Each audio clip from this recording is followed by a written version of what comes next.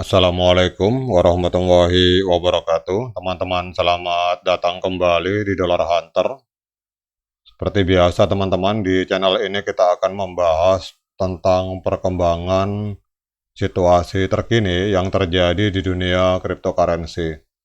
Namun sebelumnya, seperti biasanya, teman-teman, mari hari ini kita juga bersama-sama berdoa memohon kepada Allah agar kita semua senantiasa diberikan nikmat berupa kesehatan dan juga diberikan keberkahan di dalam setiap rezeki yang kita terima pada hari ini, teman-teman.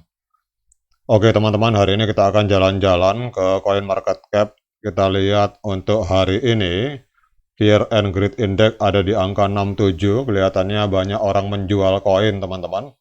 Walaupun ini masih fase greed, namun terjadi penurunan ada di poin 67. Kemudian untuk yang bermain selain Bitcoin, artinya yang menahan altcoin, harap bersabar karena kita lihat ini market sedang pendarahan hebat, teman-teman. Ditambah lagi dengan dominasi Bitcoin, hari ini kita lihat di angka 52,8%, teman-teman. Jadi kalau Bitcoin dominasinya menguasai market sebesar 52,8%, biasanya untuk altcoin atau koin-koin lain atau token lain selain Bitcoin ini mengalami kesulitan untuk mengalami kenaikan harga, teman-teman. Karena market masih didominasi Bitcoin.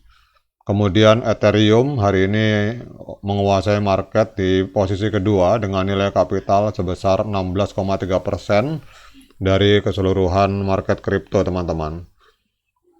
Untuk Bitcoin hari ini kita lihat ada di angka 43.616 US dollar.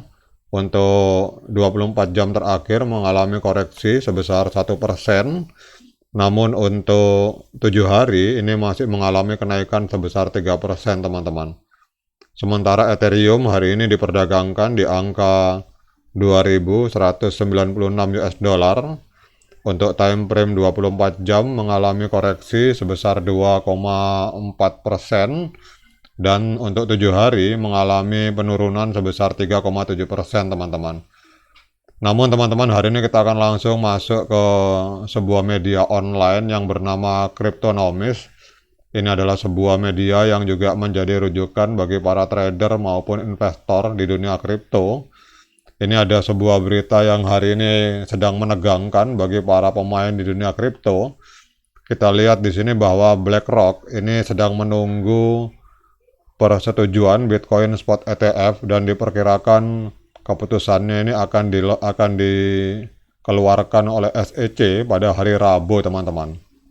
Jadi kurang lebih 2 hari lagi karena ini hari Senin.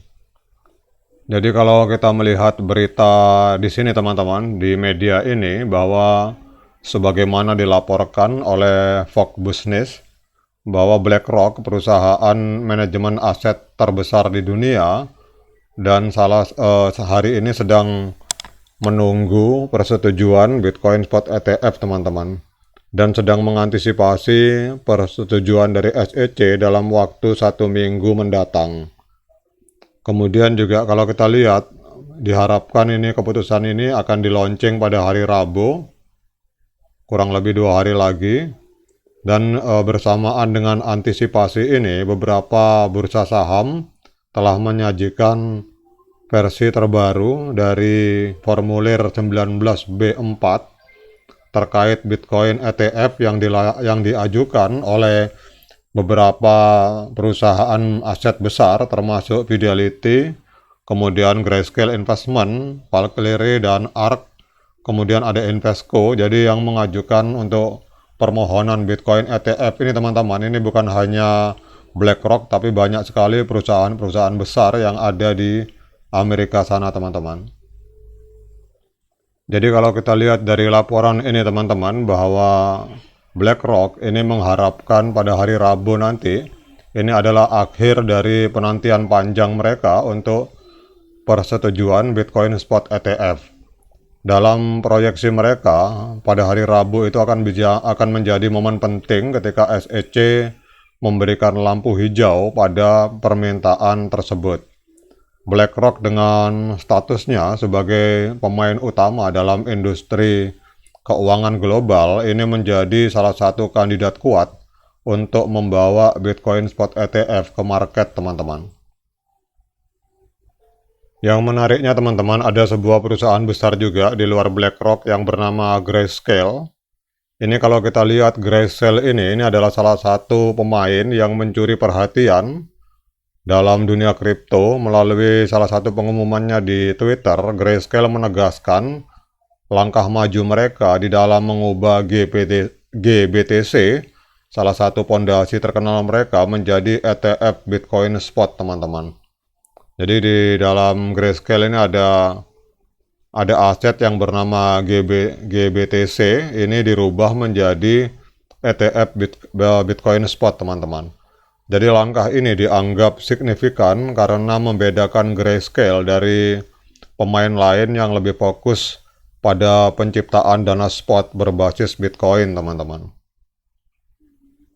Jadi kalau kita melihat, teman-teman, kesimpulannya dalam situasi ketidakpastian ini, industri cryptocurrency sedang menantikan dengan tegang dan penuh harap keputusan SEC tentang persetujuan Bitcoin Spot ETF.